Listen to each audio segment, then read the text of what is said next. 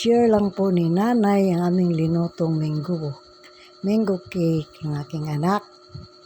Ang mga ingredients po nito mga idols ay 1 cup slice ripe mango, half cup yung syrup na mango, yung slice na ripe mango, irinaan sa blender at naging syrup.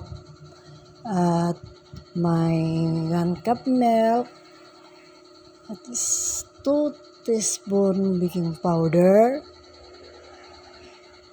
1 cup all-purpose flour, isang pack na butter, at ang egg po nito mga idols ay 6 pieces.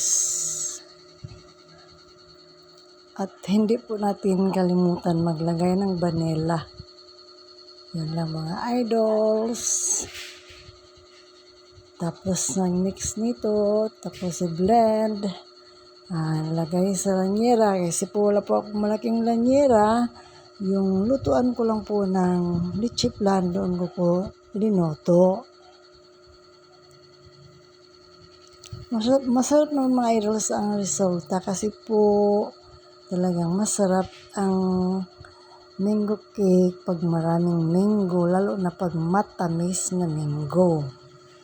Yan lang po mga idols, share lang po ni nanay ang aming linutong mango cake. Next time mga idols, bumili si nanay ng malaking lanyera. Happy Saturday po sa ating lahat.